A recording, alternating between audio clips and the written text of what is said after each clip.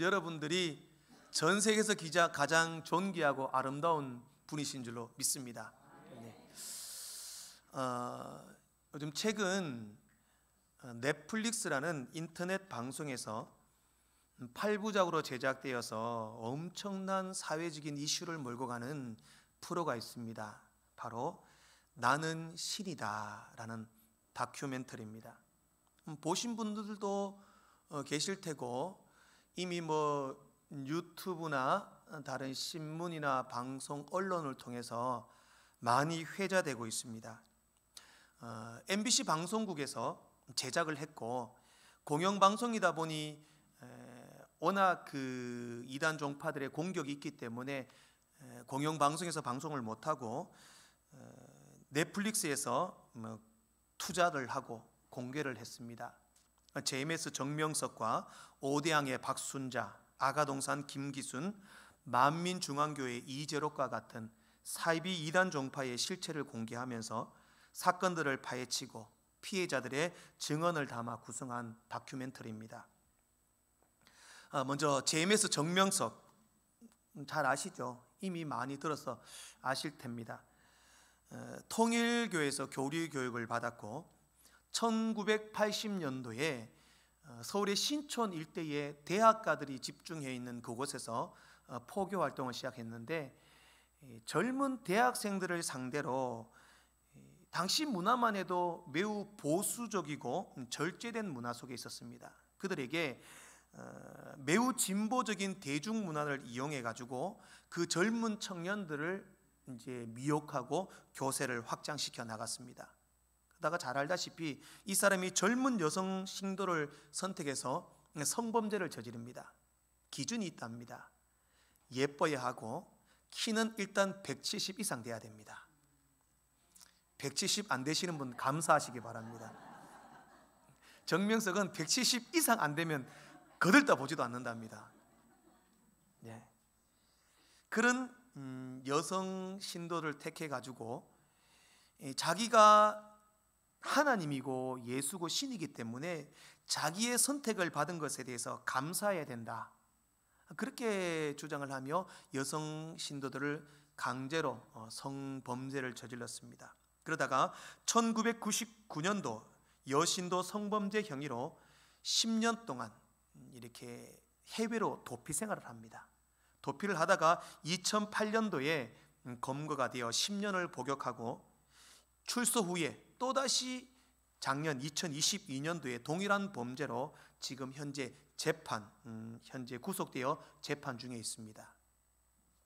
두 번째는 오대양의 박순자입니다. 이 박순자도 유병헌, 구원파 유병헌 잘 아시죠? 유병헌의 영향을 받아가지고 사이비 종교 겸 회사인 오대양이라는 그런 단체를 설립을 합니다. 여기서 이 박순자 씨가 하는 말이 뭐냐면 이 세상에 여러분들의 부모는 진짜 부모가 아니다. 박순자 자신이 진정한 부모고 진정한 어머니다. 그렇게 말하면서 집단 감금, 노동, 착취, 구타 이렇게 사람들을 강제적으로 강력하게 통제했습니다. 심지어 자신의 종교와 어떤 사업의 성장을 위해서 성도들에게 사채를 끌어오게 합니다. 사채를 끌어오게 하다가 이게 그 사채를 전부 다 박순자에게 바친 겁니다. 그러자 이 사채가 늘어나고 이 성도들도 교회도 자기 오대양 회사도 사채 채무자의 독촉에 이겨내지 못하다가 결국 1987년도 용인의 오대양 공장이라는 그 식당 천장에서 박순자를 비롯한 32명이 집단으로 사망한 사건이 일어납니다. 아직까지도 그 사건은 미궁으로 빠져 있습니다. 사건은 자살로 종결했지만 아직까지도 미궁에 있습니다. 그리고 세 번째가 아가동산 김기순입니다. 김기순은 평범한 주부였다가 사이비 종파인 주현교회라는 교회를 출석하게 됩니다. 그 주현교회의 교주가 누구였냐면 이교부라는 사람이었는데 이 이교부라는 사람이 다른 목사와 구타 폭행 사건에 연루되어서 감옥에 들어갑니다.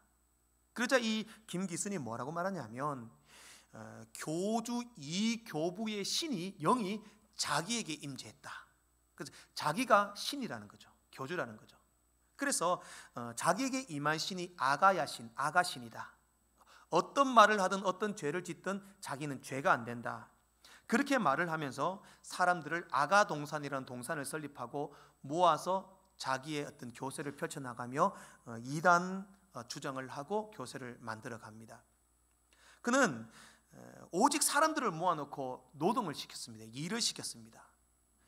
1년에 딱 4일, 신정, 광복절, 크리스마스, 김기순 생일날 4일만 휴일이고 무조건 매일매일 일을 하고, 그 일은 누구냐? 아가야 신에게 다 바쳐야 됩니다. 만약 자기 말을 듣지 않으면 구타하고 폭행하고 심지어 살인까지 저질렀습니다.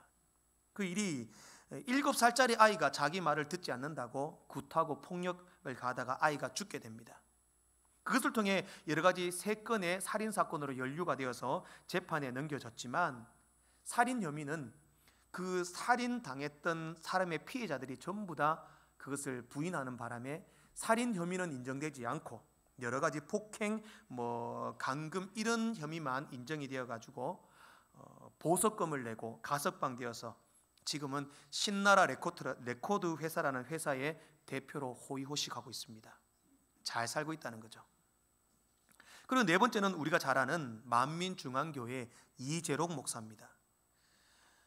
이분도 1982년에 만민중앙교회를 세우고 신유 집회, 신비적인 사역들을 하면서 교세를 확장시켜 갔습니다.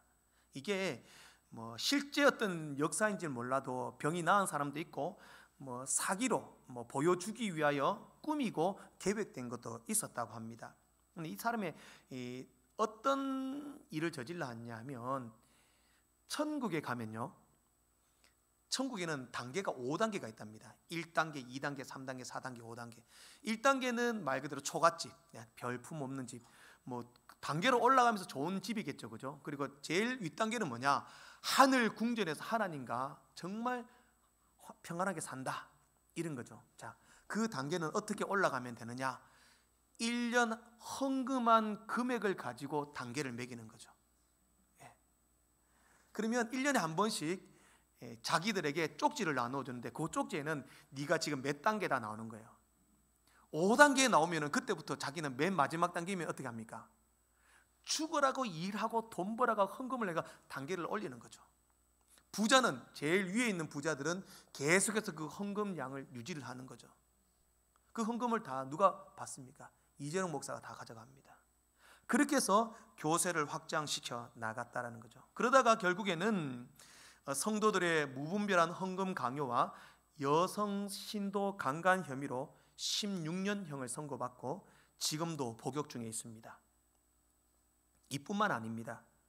우리가 잘 아는 한국교회 2단, 신천지와 또 하나님의 교회, 장길자 교회, 그런 2단들로 몸살을 앓고 있습니다.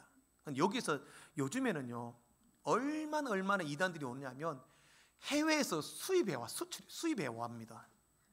중국에서 온 2단들이 요즘에는 활개를 칩니다.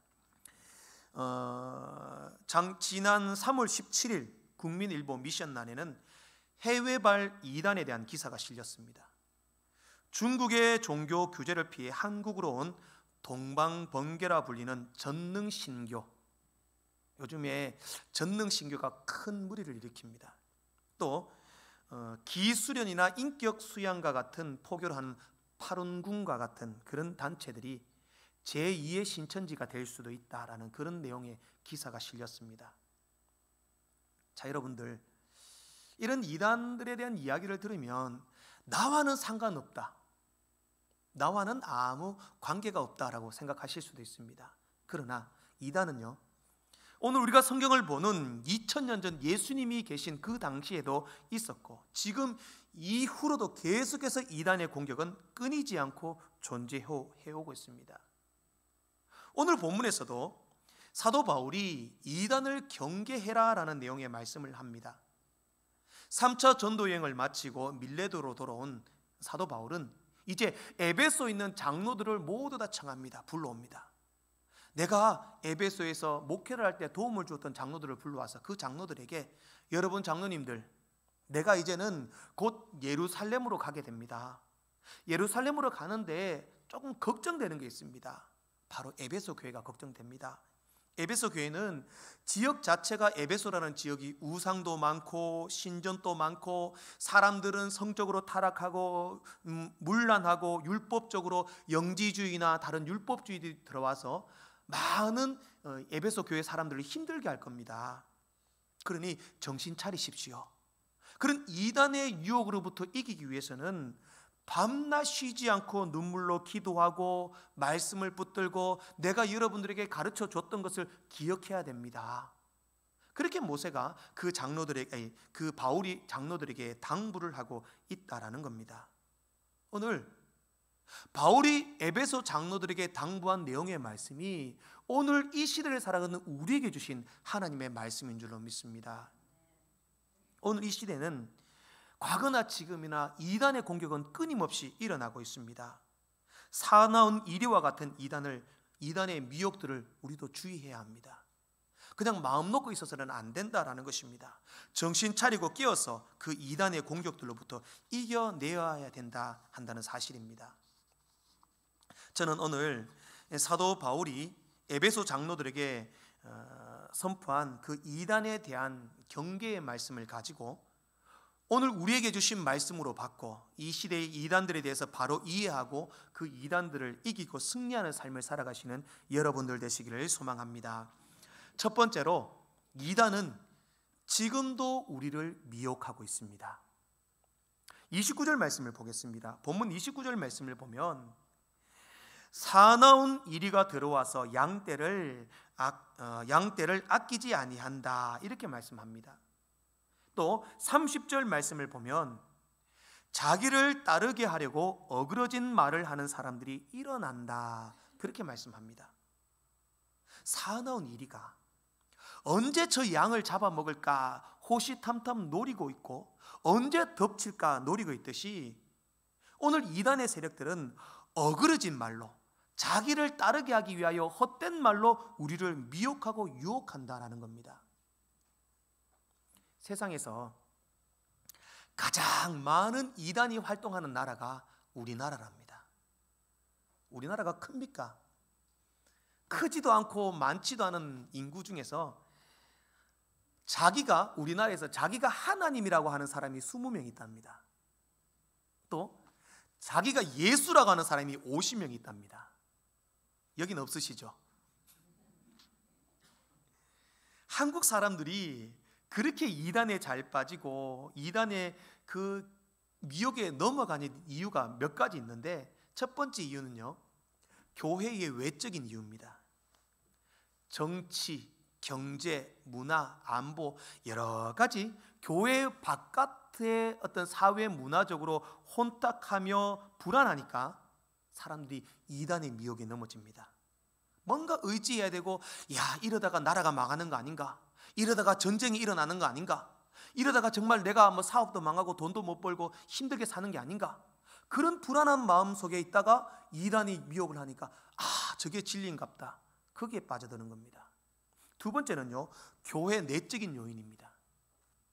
한국 교회가 사실은 예전처럼 그렇게 뜨겁고 열정적이고 신앙의 믿음이 좋은 그런 시대가 이제는 한풀 꺾이고 분쟁과 다툼이 일어나는 교회가 너무나 많습니다. 교회가 교회답지 못하고 진리를 바르게 선포하지 못하니까 이단들이 그것을 공격합니다. 자, 봐, 저렇게 싸우고 맨날 목사와 장로가 뒤지고 볶는데 저게 무슨 믿음이냐. 거기에 유혹하면 성도들이 그런갑다, 그리고 그 이단의 미혹에 빠져든다는 겁니다. 그리고 또 다른 요인이 뭐냐면 한국 사람들은 종교성이 엄청나게 강하답니다.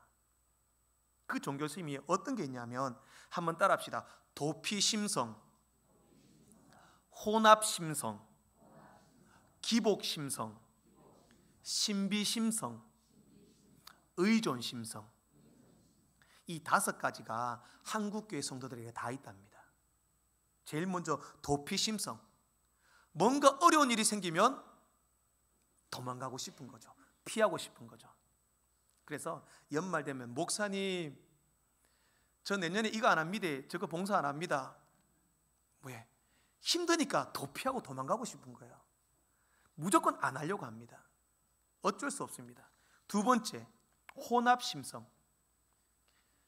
뭐든지 있으면 좋다고 생각합니다. 하나님도 믿고, 예수님도 믿고, 부처님도 믿고, 알라신도 믿고, 저 천지신정도 믿고, 뭐 용왕도 믿고, 이왕 다 믿으면 좋잖아요, 그죠? 이 혼합심성. 그래서 기도할 때 아이고 하나님, 부처님, 아버지, 예수님, 알라신이요, 다 찾습니다. 무조건 많으면 좋다고 믿는 게 한국 사람들이라는 거죠. 세 번째, 기복심성. 이 복자만 들어가면 정신을 못 차립니다. 복 받으라 그러면 모두 거기 앞에 머리 숙이고 들이밉니다. 그러니 이단에서 헌금해라, 내한테 충성해라, 복 받는다 그러면, 복 받는다 그러면 다 몰려갑니다. 네 번째, 신비심성. 신비한 걸 좋아합니다. 신비심성. 예, 어디 기도원 원장이 용한데 거기 기도하면 병 났었다 하더라, 누구 애 들었었다 하더라, 뭐 문제 해결됐다 하더라, 사업이 성공했다 하더라. 난리 납니다. 난리 납니다. 만민교회 이재록 목사가 성공한 게 그런 방법입니다. 옛날에 여러분 아실지 모르지만 경산에 어디 뭐 신유복음 선교회라는 데가 있었는데요, 거기에서 뭘 팔았냐면 밀가루를 팔았습니다. 이게 능력의 밀가루 그래가지고 이 밀가루를 물에 이게가 반죽을 해가지고요, 아픈데 갖다 붙이면 낫는다는 거죠. 동네마다 신방 가면요, 할매들 온데 밀가루 붙이고 다 있습니다. 이거 붙이면 낫는다고. 또 한 번 가보면은 어떤 일이 있냐면, 할매가 자기 손주 머리에 밀가루를 반죽해가 투구를 세워놨습니다. 투구 머리를. 왜 해놨습니까? 하니까 공부 잘하라고. 머리 좋아져가 공부 잘하라고 밀가루로 투구 만들어가 투구 세우는 거죠. 뭔가 좀 신비하다 그러면은 한국 사람 다 좋아합니다. 마지막은 뭡니까? 의존심성. 뭔가 의지할 때가 필요하다는 거죠. 외롭다, 힘들다, 불안하다 그러면 거기에 의존해 가지고 모든 것 다 갖다 바치는 심성이 있다는 겁니다. 자, 여기에서 한두 가지 나는 좀 그렇다, 어쩔 수 없습니다. 이단들은 이러한 심리적인 부분을 이용해서 지금도 우리 성도들을 삼키려 하고 있습니다. 자기를 따르게 하려고 어그러진 말, 헛된 말로 우리를 미혹하고 있다는 겁니다. 신천지를 포함하여 앞에 언급한 모든 사이비 이단들의 유혹에 빠진 사람들은 지금도 씻을 수 없는 고통과 상처로 괴로워하고 있습니다. 자녀도 없습니다. 부모도 없습니다. 형제도 없습니다. 오직 자신의 교리에 복종하고 자신의 교주에게 충성하라, 이렇게 가르칩니다. 지금도 여러분 집집마다 초인종 누르면서 그렇게 포교활동 오는 사람 만날 겁니다. 어떤 사회적인 단체나 봉사운동, 사회운동을 가장해서 우리를 유혹하고 있습니다. 학교에서 학생들을 동아리나 모임을 통해 유혹하고 있습니다. 절대로 우리는 경계를 늦춰서는 안 됩니다. 호시탐탐 우리를 집어삼키려고 노리고 있다는 사실을 기억하시고 인지하시고 항상 깨어서 경계하시는 여러분들 되시길 바랍니다. 두 번째로, 우리는 이단을 구별할 줄 알아야 합니다. 자, 여러분, 이단이라고 해가지고요, 막 도깨비 뿔이 막 달려있고 막 얼굴 인상이 막 험악하고 나 이단입니다 이러고 찾아올까요? 절대 안 그렇습니다. 오히려 이단들이 더 천사 같습니다. 이단들 전도하는 사람들 보면요, 꼭 여름에는 하얀 양산 쓰고 롱치마 입고 블라우스 입고 막 가디건 같은 거 얼마나 점잖게 예쁘게 차려입는지 모릅니다. 오히려 그들을 보면요, 기성교회보다 사랑이 더 많고 자비롭고 더 좋아 보입니다. 그러니까 이단에 빠지는 사람들은 교회에서 상처받고 어려움 생기면 그들을 보면 야, 여기가 천국이다, 여기가 교회다, 이렇게 느껴지는 겁니다. 그러나 우리는 그것이 잘못되었다는 것, 이단이라는 것을 분명히 알아야 합니다. 그 기준이 뭐냐? 첫 번째는 성경입니다. 그래서 제가 늘 말씀을 강조하는 게 이겁니다. 우리가 평소에 성경을 읽고 암송하고 예배를 통하여 말씀을 듣고 그 말씀을 깨달아 말씀이 진리라는 것을 잡고 있다면 어떤 이단이 공격이 와도 우리는 쓰러지지 않습니다. 이단들은요, 말씀을 교묘하게 자신들의 교리에 바꾸어 만들어 설명을 합니다. 그러니 이야, 요거 신기하다, 요거 이상하다 빠져드는 겁니다. 조금만 의문 있고 의심이 있다면 목사에게 물어야 됩니다. 그리고 예배도요, 주일 한 번 예배는, 주일 설교는 제가 쉽게 설교합니다. 온 성도들에게. 수요일 금요일은 성경을 집중적으로 강의합니다. 자, 주일 한 번 예배 설교 들어가지고 내 신앙이 자란다 장담할 수 없습니다. 성도는 모든 예배에 참석해야 하고 말씀을 들어야 합니다. 그래야지 이단의 공격으로부터 이길 수 있습니다. 두 번째는요, 구원관입니다. 이단들이 말하는 건 뭐냐면 예수 믿는다고 구원받아? 맞아요, 틀려요? 에이, 이단들이 공격하는 게 뭐냐면 예수 믿는다고 100% 구원받는 거 아니야. 너 열심히 봉사해야 되고 일도 해야 되고 충성해야 되고 헌금해야 되고 우리 교주 말에 따라야 돼. 뭔가 행위적인 것을 강조한다는 거죠. 구원파들이 말합니다. 여러분 구원받았습니까? 예. 담대히 말합니다. 언제 받았습니까? 고민이 됩니다. 언제 받았지? 그러면 구원받았으니까 구원받은 날짜가 있지 않습니까? 물어봐요. 언제 받았지? 그럼 자기는 나는 1998년 3월 몇 월 며칠 나는 그때 구원받았습니다. 그 날짜 모르면 당신 구원받은 거 아니에요. 우리는 어떻게 합니까? 아, 나 구원 안 받았구나. 정확하게 구원받는 방법 가르쳐 줄 테니까 나 따라오세요. 따라갑니다. 구원은요, 날짜가 정해져 있고 어떤 내가 깨닫고 증명되는 것이 아니라 구원은 누가 주는 겁니까? 주님이 주시는 겁니다. 선물입니다. 선물. 그 은혜로 인하여 구원받은 게 하나님의 선물입니다. 그러면 구원의 주체는 주님이십니다. 예수를 믿고 나는 예수를 믿습니다. 그 믿음의 고백이 중요한 거고 입으로 고백하고 마음으로 믿는 자에게 구원을 준다. 그것을 믿는 게 믿음입니다. 그런데 이단들은 계속 우리가 예수 믿고 구원받는 것에 의문을 심어줍니다. 그거 말고 또 있어, 또 있어, 또 있어. 그러면 이단입니다. 세 번째는 실론입니다. 성부, 성자, 성령은 뭐다? 삼위일체입니다. 이것 말고 내가 보혜사다, 누가 어떤 예수의 신이 내게 임했다, 막 그런 말을 하고 교주를 신격화하면 무조건 이단입니다. 자, 쉽게 안 빠지겠죠? 쉽게 안 빠집니다. 그러나 얘들이 처음부터 이런 교리를 말하는 게 아닙니다. 처음에는 똑같습니다. 교회하고 똑같습니다. 그러나 시간이 지나면서 이런 교리들을 설명하고 이야기를 한다는 겁니다. 안 넘어갈 것 같죠? 제가 한번 신천지에서 하는 걸 한번 해보겠습니다. 신천지에서는 비유풀이입니다. 조금 시간이 걸리겠지만 아가서 2장 5절 말씀을 찾아보겠습니다.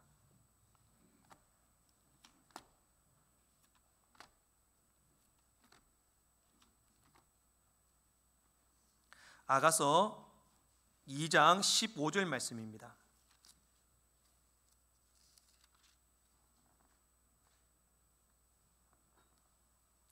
구약성경 962페이지입니다. 아가서 2장 15절 말씀, 우리 함께 읽겠습니다. 시작. 우리를 위하여 여우 곧 포도원을 허는 작은 여우를 잡으라. 여기까지입니다. 여기까지. 우리를 위하여 여우 곧 포도원을 허는 작은 여우를 잡아라. 포도원을 허는 여우를 잡으라 갑니다. 자, 포도원이 무슨 의미일까요? 라고 묻습니다. 포도원이 뭘까요? 이사야 5장 7절 말씀을 찾습니다. 아가 다음에 있습니다. 이사야, 앞으로 조금만 넘어가면 됩니다. 이사야 5장 7절 말씀.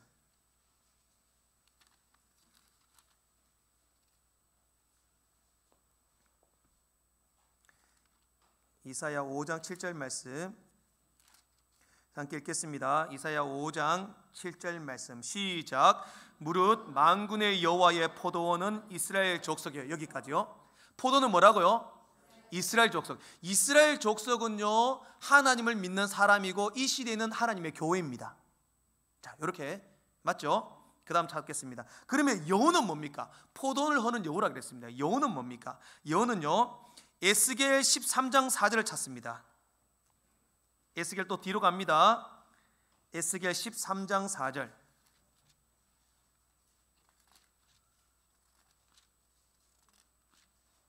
에스겔 구약성경 1166페이지. 에스겔 13장 4절 말씀을 찾습니다. 읽겠습니다. 시작. 이스라엘아, 너의 선지자들은 황부지에 있는 여우 같으니라. 자, 여우는 뭐라고요? 선지자는 이 시대에 뭡니까? 목사입니다. 자, 그러면 아가서 2장 15절 말씀에 우리를 위하여 여우 곧 포도원을 허는 작은 여우를 잡으라. 이 말은 뭡니까? 포도원은 교회입니다. 그죠? 여우는 뭡니까?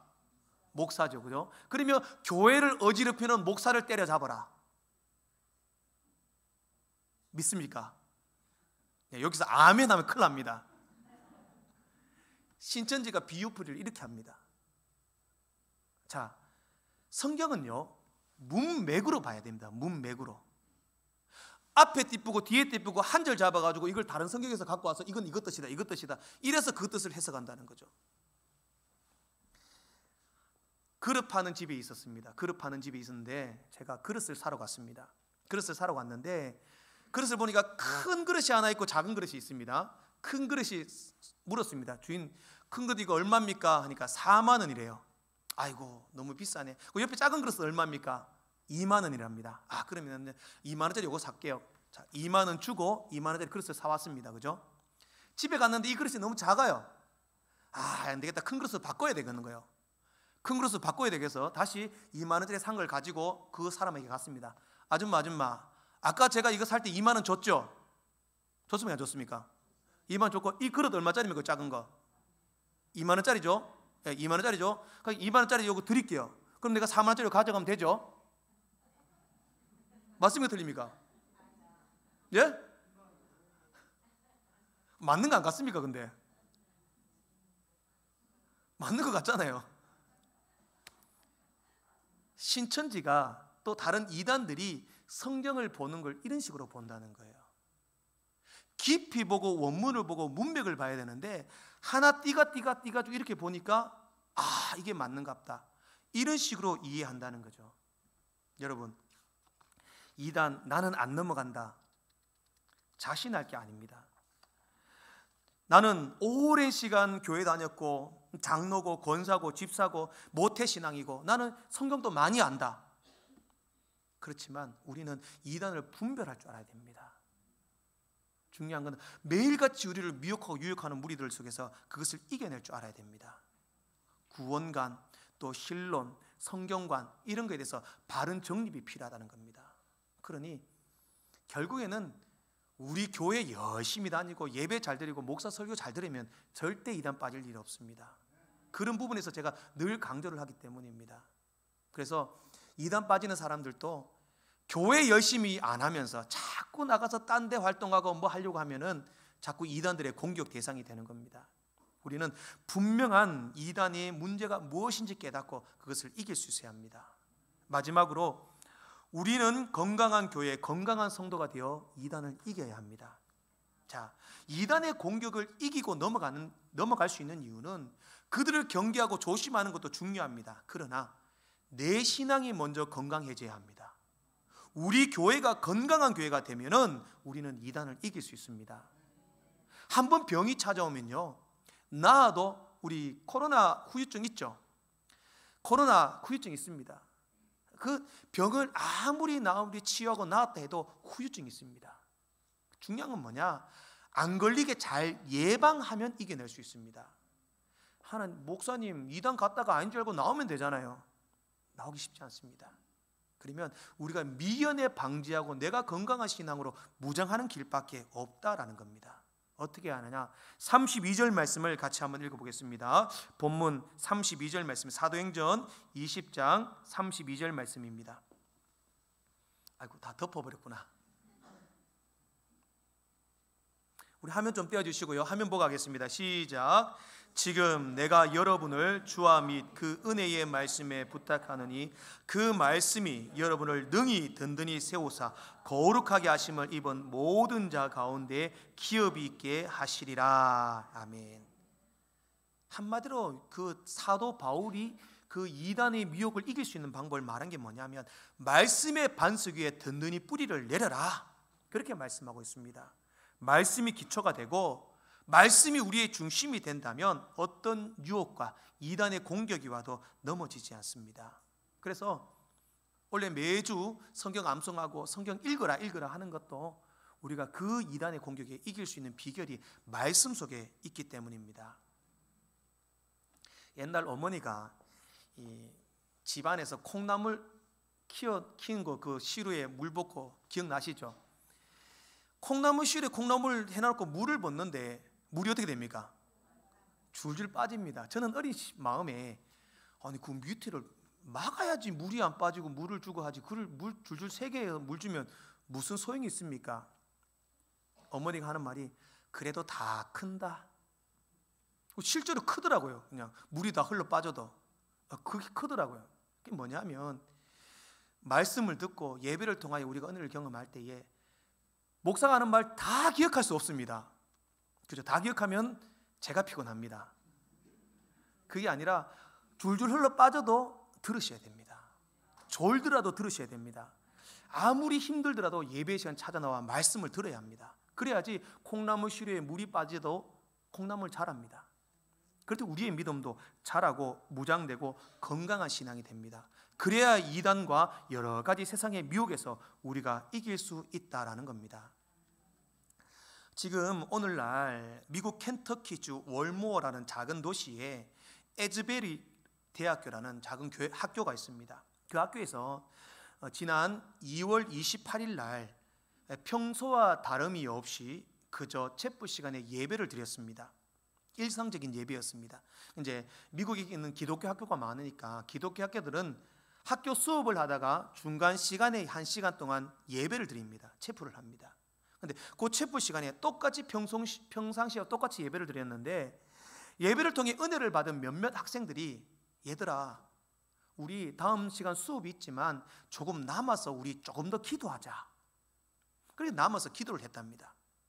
좀 몇몇 학생들이 기도를 하는데 성령의 놀라운 역사와 강권적인 은혜를 경험하는 겁니다. 그 학생들이.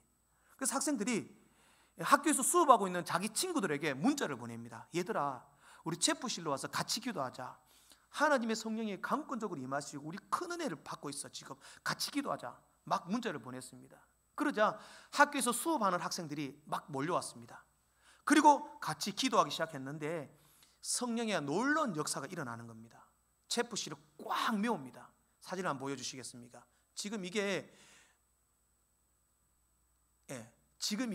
옛날이 아닙니다. 지난달 2월 8일부터 시작된 에즈베리 대부흥 운동입니다. 학교 강당이 메꿔지는 거예요. 그 다음 사진요. 못 들어가는 학생들은 그 강당 밖에서 기도하는 거예요. 그리고 이게 더해지니까 어떻게 되냐? 그 다음 사진요.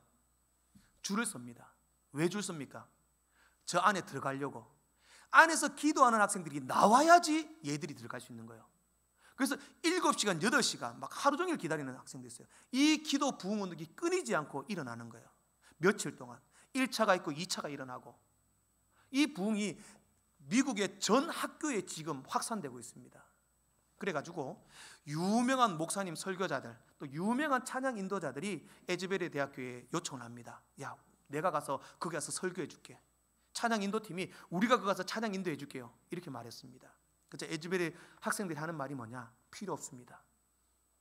우리는 이미 충분히 주님의 은혜를 경험하고 있고 여기서 하나님의 큰 역사를 주십니다. 우리는 조용히 묵상하며 말씀 보며 기도하며 하나님의 은혜를 받겠습니다. 그렇게 했습니다. 결국엔요, 지금 이 시대에 이런 부흥의 역사가 일어납니다. 특별합니까? 뭔가 신비적인 겁니까? 뭔가 이걸 해야지 뭐 이 역사가 일어나고 기적이 일어나고 아닙니다. 부흥, 영적인 성장은요 신비적이고 특별한 것에 있지 않습니다. 신비하고 특별한 것을 찾는다면 이단에 빠지기 쉽습니다. 이단은 그런 사람들을 지금도 우리를 미혹하고 유혹합니다. 그런 약점들을 노리고 있습니다. 그러나 우리가 먼저 말씀과 기도, 내 신앙의 건강을 위해서 노력하고 하나님이 세우신 우리 서부교회 건강한 교회가 되기 위하여 날마다 예배의 자리를 찾고 교회를 믿음으로 섬겨간다면 에즈베리 대부흥운동이 있는 이 하는 에즈베리 대학교처럼 우리 서부교회도 그런 부흥의 역사가 있을 줄로 믿습니다. 저런 역사가 일어난다면 그 어떤 이단의 세력들이 우리를 공격해도 우리는 넘어지지 않습니다. 이겨낼 수 있습니다. 건강한 교회, 건강한 성도가 되는 것이 이단을 이기는 비결입니다.